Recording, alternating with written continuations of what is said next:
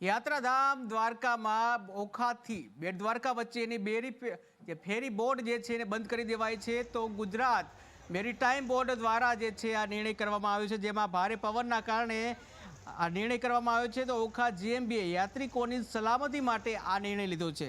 તો ભારે પવન હોવાના કારણે ગુજરાત મેરીટાઈમ બોર્ડ દ્વારા ફેરીબોટ સર્વિસ બંધ કરાઈ હતી। તો પવન અને મોજા શાંત થતાં ફેરીબોટ સર્વિસ ફરી શરૂ કરવામાં આવશે। ઓખા મરીન પોલીસ દ્વારા ઓખા જેટી પર કોઈ અનિચ્છનીય ઘટના ન બને તે માટે સુરક્ષા જવાનો તૈનાત કરવામાં આવ્યા છે। તો યાત્રાધામ દ્વારકા જે ત્યાં ઓખાથી બેટ દ્વારકા વચ્ચે જે ચાલતી ફેરીબોટ સર્વિસ છે એને બંધ કરવામાં આવી છે।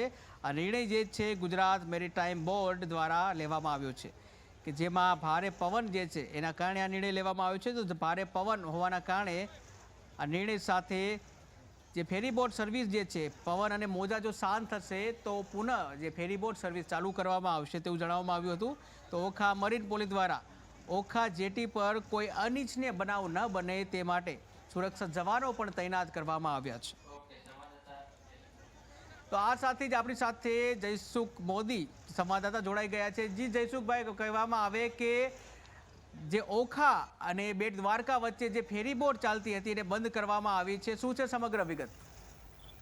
જી, વાત કરવામાં આવે તો દેવભૂમિ દ્વારકા જિલ્લાના યાત્રાધામ બેટ દ્વારકાના સમુદ્રમાં પવનની સ્પીડ વધારે હોવાથી ઓખા બેટ વચ્ચે ચાલતી પેસેન્જર ફેરીબોટ થોડા સમય પૂરતી બંધ કરવામાં આવી છે। બેટ દ્વારકા અને ઓખા જેટી ઉપર પવનના કારણે બોટ ઊભી ન રહી શકતી હોય, જેથી યાત્રીઓની સુરક્ષાને ધ્યાને લઈને ગુજરાત મેરીટાઈમ બોર્ડ દ્વારા નિર્ણય લેવામાં આવ્યો છે।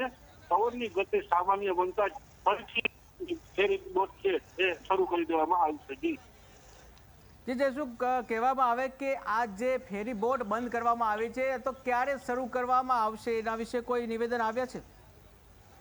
જી, વાત કરવામાં આવે તો જે પવનની ગતિ છે એ સામાન્ય બનતા જ ફરીથી જે છે ફેરી બોટ છે એ શરૂ કરી દેવામાં આવશે। જી જયસુખ, સમગ્ર માહિતી બદલ આભાર। તો ઓખા બેટ દ્વારકા વચ્ચે ચાલતી ફેરી બોટ સર્વિસ જે છે એને બંધ કરવામાં આવી છે। તો ભારે પવનના કારણે ફેરી બોટ સર્વિસ જે છે એ બંધ રાખવાનો નિર્ણય કરવામાં આવ્યો છે। તો ઓખા જે છે એમાં જે ઓખા બેટ અને જે એના વચ્ચે જે ફેરી બોટ જે ચાલતી હતી તો એને બંધ કરવામાં આવી છે। તો ભારે પવનના કારણે ગુજરાત મેરીટાઈમ બોર્ડ દ્વારા આ સર્વિસ બંધ કરવામાં આવી છે। જો પવન અને મોજા શાંત થશે તો ફેરી બોટ ફરીથી શરૂ કરવામાં આવી શકે છે।